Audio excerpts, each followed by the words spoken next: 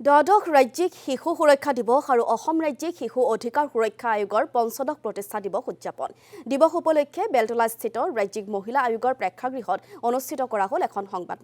সংবাদমেল সম্বোধন কৰে অসম ৰাজ্যিক শিশু অধিকাৰ সুৰক্ষা আয়োগৰ অধ্যক্ষ ডক্টৰ শ্যামল শইকীয়া প্ৰমুখ্যে আয়োগৰ আন বিষয়ববীয়াসকলে বিগত সময়ছোৱাত আয়োগৰ কৰ্মৰাজিক খতিয়ানৰ লগতে আগন্তুক দিনৰ পৰিকল্পনা সন্দৰ্ভত আলোচনা কৰে সংবাদমেলত শিশু সৰবৰাহ শিশু শ্ৰম বাল্য বিবাহ শিশু শিক্ষা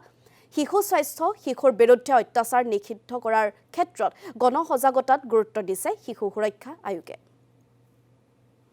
মাননীয় অসমৰ মুখ্যমন্ত্ৰী ডক্টৰ হিমন্ত বিশ্ব শৰ্মাদেৱৰ যি প্ৰতিশ্ৰুতি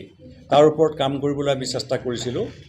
আৰু বাল্য বিবাহৰ ওপৰত আমি গুৰুত্ব দিছিলোঁ আৰু বাল্য বিবাহটো আয়োগৰ অধ্যক্ষ হিচাপে মই নিজেই চাই আছোঁ নিজে ছুপাৰভাইজ কৰিছোঁ বাল্য বিবাহৰ ক্ষেত্ৰত জিলা পৰ্যায়তো যথেষ্ট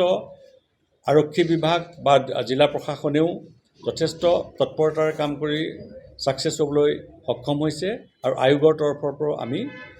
মাত্ৰ 10টা কেছ আমাৰ তাত ৰিপৰ্ট হৈছে আমি 6টা কেছ তাৰে নিষ্পত্তি কৰিছোঁ 4টা পেণ্ডিং আছে আৰু এই 24ত অকল 24ত আমি 24ৰ কথাখিনি কৈছোঁ কাৰণ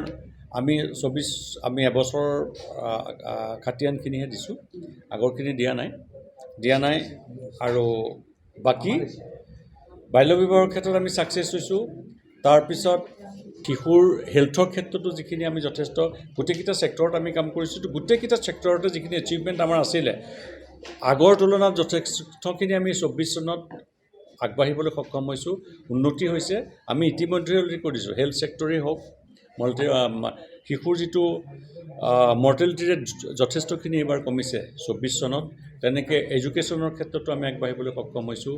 চাইল্ড ট্ৰেফিকিঙৰ ক্ষেত্ৰতো যথেষ্ট উন্নতি কৰিছে